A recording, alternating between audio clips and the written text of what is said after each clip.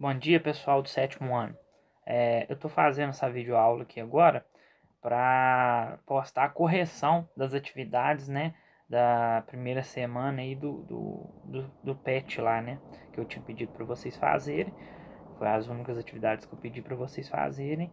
E aí agora eu estou fazendo essa videoaula para a gente postar a correção. A correção minha sempre, vocês ainda não tiveram aula comigo, mas sempre funciona da seguinte forma. Eu dou uma aula para corrigir as questões. Por quê? E eu vou explicar todas as atividades, uma por uma, falar um pouco sobre o conteúdo daquela atividade, porque eu acho que dessa forma a gente revisa a matéria, tira dúvida, né? Então eu sempre faço isso, mesmo nas aulas presenciais, vocês vão notar isso, beleza? Então vamos começar a correção, aí vocês corrijam as que fizeram, ver se bate com aquilo que a gente vai falar aqui agora nessa videoaula. E vocês também façam as que não conseguiram fazer, ok? Mesmo depois dessa videoaula, se ainda restar alguma dúvida sobre o conteúdo dessa primeira semana, sobre essas atividades, podem tirar essas dúvidas comigo, que eu estou à disposição de vocês, beleza? Vamos começar então a correção mesmo das atividades. Bom, pessoal, a atividade 1 aí de vocês é para observar os mapas sobre a formação do território brasileiro. Aí notem que eles não vão estar aqui, eu mandei eles em separado para vocês justamente por isso, mas eles estão aqui em cima, né? A gente tem 3 mapas aí, né, dessa formação do território brasileiro. Esse mapa aqui do século XVI, né? Esse aqui do século XVIII e esse aqui do século XIX, ok? Notem que a configuração desses mapas são bem distintas. Então vamos lá. A letra A. Baseado nos mapas, analise a ocupação do território brasileiro, destacando suas principais atividades em cada século.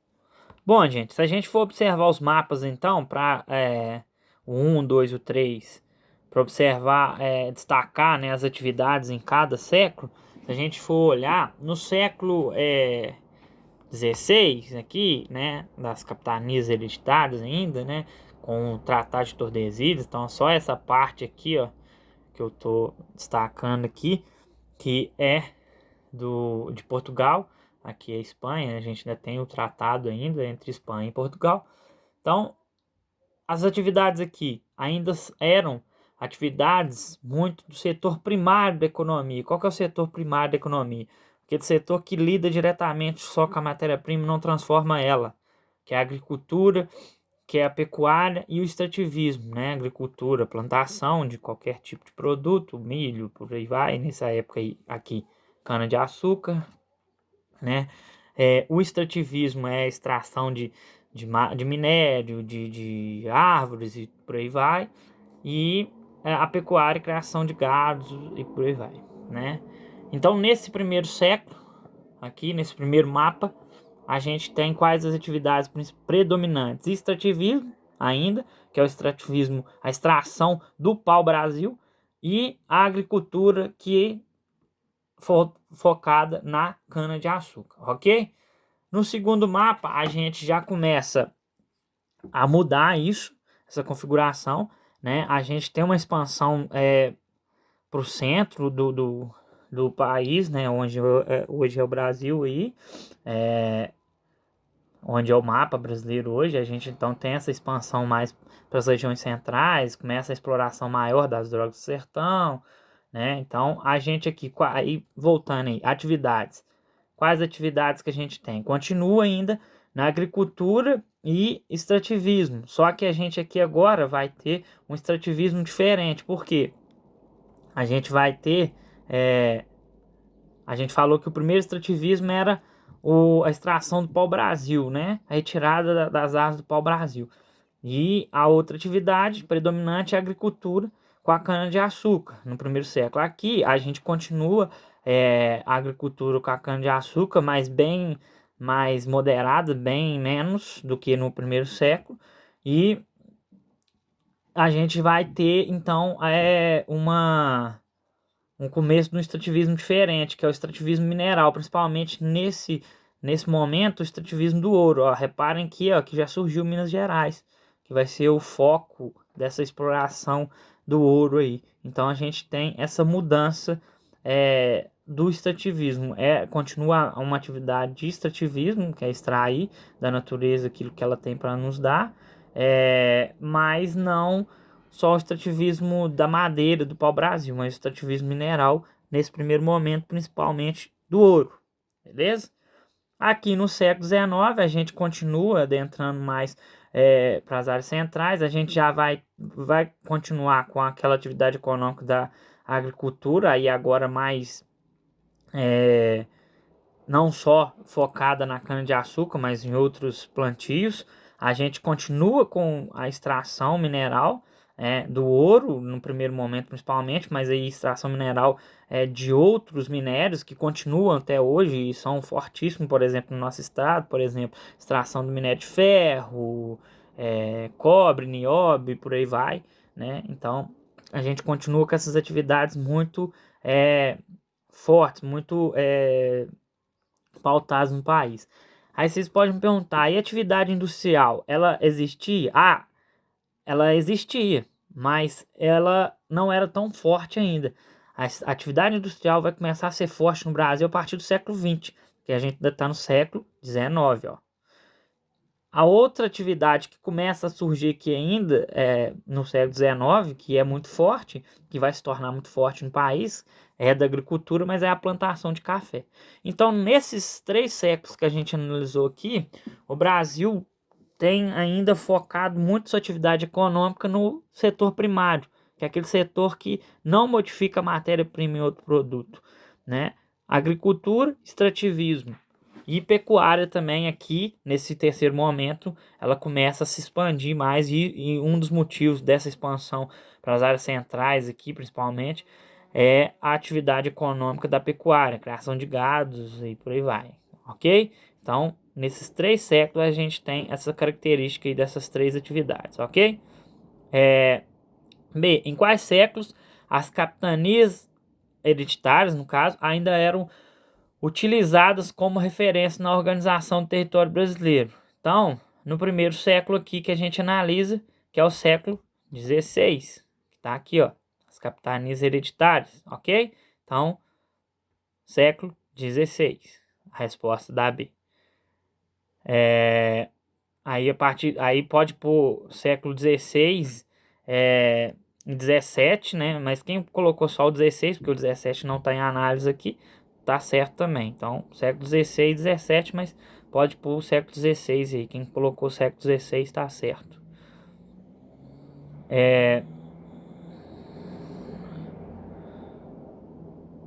Atividade 2. Sabemos que a formação dos povos nativos do território brasileiro data de aproximadamente 8.000 anos e que somente há 514 anos o Brasil vivenciou a chegada de novas etnias vindas de outros continentes no mundo.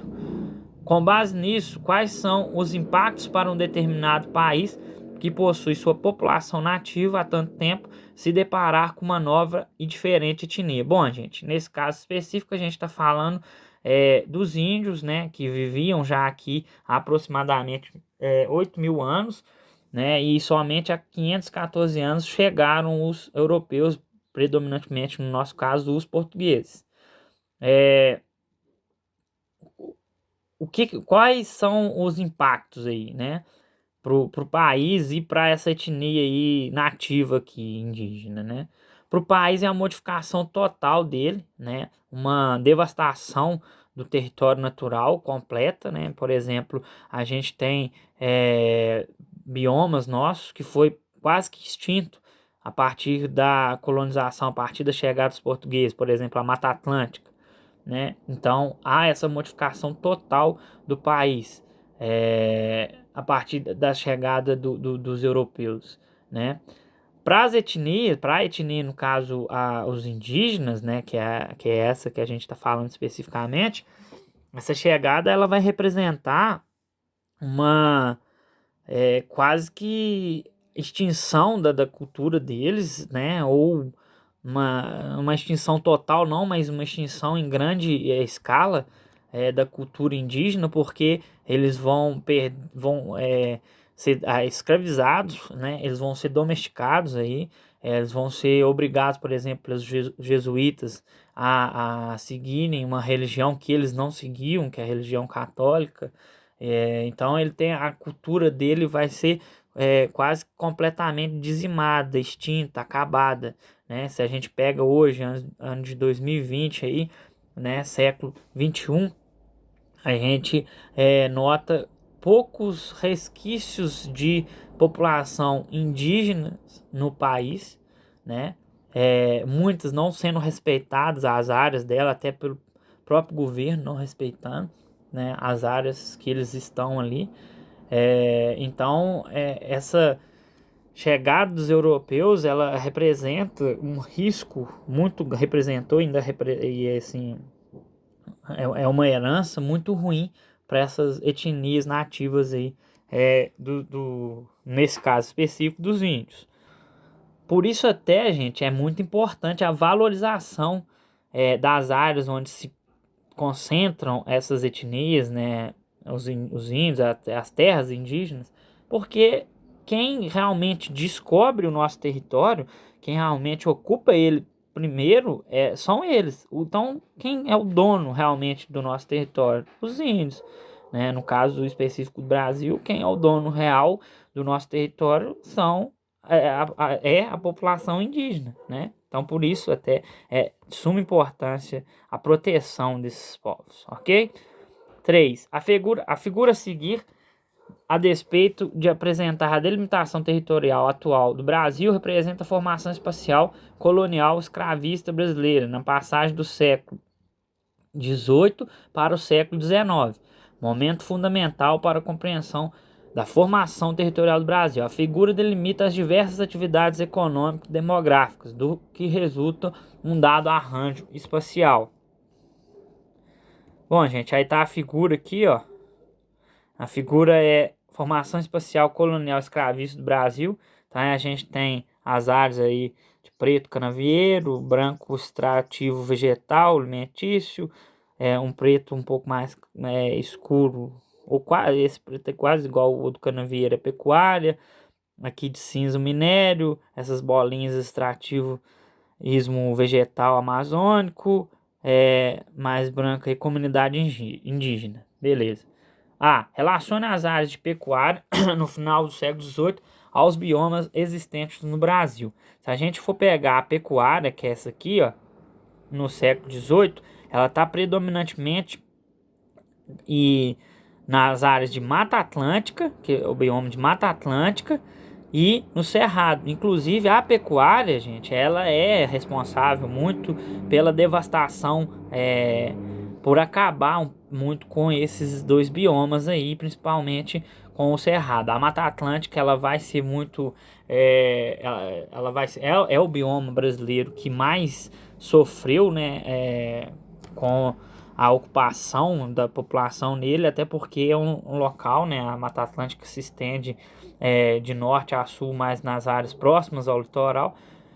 É um bioma que mais sofreu os impactos aí dessa ocupação populacional, e é a área, inclusive, mais ocupada pela população no Brasil. Então, a gente pode observar uma pecuária sobre a Mata Atlântica, né? E um pouco sobre também ao Cerrado, ok? E representa inclusive a devastação desses dois biomas. B. A expansão da atividade pecuária pelo território esteve vinculada também ao tropeirismo. Descreva o papel da atividade pecuária e do tropeirismo na constituição do território brasileiro. Bom, a atividade pecuária pelo território ela tá muito vinculada ao tropeirismo, né? O tropeirismo, gente, inclusive, né, para nós pradenses, é uma marca muito grande aí da nossa terra, né? Prados teve e tem ainda vários tropeiros, hoje eles não atuam mais, mas eles foram tropeiros, né? Eu, por exemplo, sou da família de pessoas que mexeram com tropeirismo, né? Vários de vocês que vão estar ouvindo essa aula também são. O tropeirismo consiste, né, em pessoas que pegavam sua tropa, ou seja, seus animais, seus cavalos, né, burros, mulas, principalmente burros e mulas, para estar viajando, né, vendendo utensílios e tudo mais. Então, o tropeirismo ele é uma atividade pecuária muito importante dentro do território brasileiro, porque esses tropeiros vão circular todo o território aí, né? E é uma atividade pecuária, porque a gente está falando da criação, obviamente, de gado. Então, é uma atividade de suma importância, é, e que teve essa, esse papel aí na Constituição do território brasileiro, porque eles vão rodar o território brasileiro, né, em todos os lugares aí, desbravando inclusive esse território aí no começo, ok? Então eles são responsáveis também por esse desbravamento do território brasileiro. Observe a charge para responder as atividades 4 e 5. Aí tem uma charge aí, né? Dois, eles são europeus, né? Pessoas de países desenvolvidos cortando o mundo aí como se fosse um pedaço de carne, como se fosse um frango, uma coisa assim, né? Então vamos lá. Muito daquilo que conhecemos do Brasil atualmente não fazia parte do seu território na época da colonização portuguesa. Atividade 4. Quais são os fatores que contribuíram para a expansão territorial do Brasil? Bom, gente, quais são os fatores que contribuíram para essa expansão? Primeiro, na época, né, existia-se muito a ideia de que um território grande ele era um território forte. Então, todos os países, né, eles buscavam aumentar o seu território, né? E aí eles vão sempre tentando aumentar esse território, porque era uma ideologia da época. Isso contribui para essa expansão territorial do Brasil. Portugal tinha essa ideia, né? De ocupar um território grande, ocupar uma faixa territorial maior, porque um território grande era considerado um território forte, né? E isso vai expandir o território brasileiro. E aí, como que eles vão fazer isso? Por várias e diferentes atividades. Vão ter os jesuítas, né? Os jesuítas vão andando, tentando, vão escravizar, vão domesticar os índios e vão descobrindo novas terras, né? Os bandeirantes também, que eles vêm justamente para isso, né? Os bandeirantes eles vão explorando o território, adentrando o território brasileiro e expandindo esse território, né? Principalmente essas duas atividades aí são as primeiras responsáveis pela expansão territorial. A gente citou na última atividade, só que essa é mais recente, o tropeirismo, né? O tropeirismo é muito mais recente, óbvio, do que a atividade dos bandeirantes, dos jesuítas, né? Então essa expansão territorial ela está muito ligada até com a ideia da época de que um território grande era um território forte, ok? Atividade 5. Quais cidades foram capitais do nosso país ao longo de sua constituição territorial? O Brasil começa, primeira capital do Brasil, Salvador, né? E por quê, gente? Porque a economia do Brasil vai se concentrar em qual área primeiro?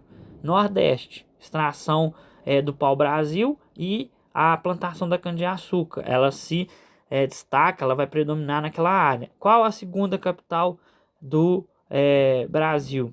Rio de Janeiro. Por quê? A economia que vai se concentrar nessa época onde o Rio de Janeiro se torna capital é o extrativismo, sendo o extrativismo mineral, né, principalmente o ouro, como predominante. Então a capital ela tende a se concentrar nessas áreas econômicas aí do país. Depois passa a ser Brasília, que é inclusive atualmente a capital. Brasília foi a partir da década de 50, criada, né? E a intenção de se tornar Brasília a capital é para chamar um pouco mais a população do país que se concentra até hoje, né? Mas hoje menos nas áreas mais litorâneas para o centro, para as regiões centrais do país, para ocupar aquelas áreas, né? Então, na época o presidente Juscelino Kubitschek ele cria Brasília e faz dela a capital do país para chamar um pouco mais a população e a economia também do país girar mais nessas áreas centrais, né? Porque a gente tem uma concentração da população do Brasil muito mais nas áreas próximas ao litoral, né? Aqui mais para as áreas do Sudeste, Sul e um pouco no Nordeste, né?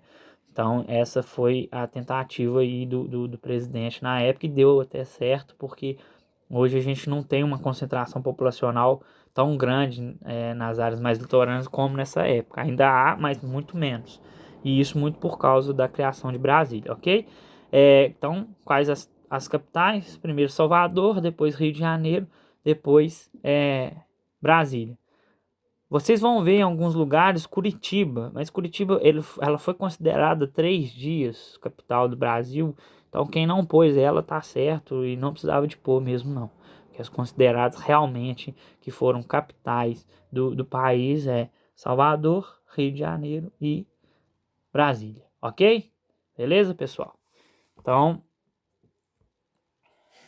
essas foram as atividades da primeira semana do 7º ano. Eu corrigi aí com vocês, explicando elas.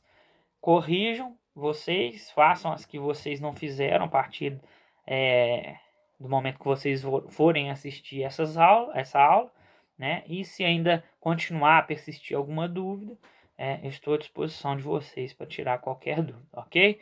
Até a próxima aí, pessoal. Tchau.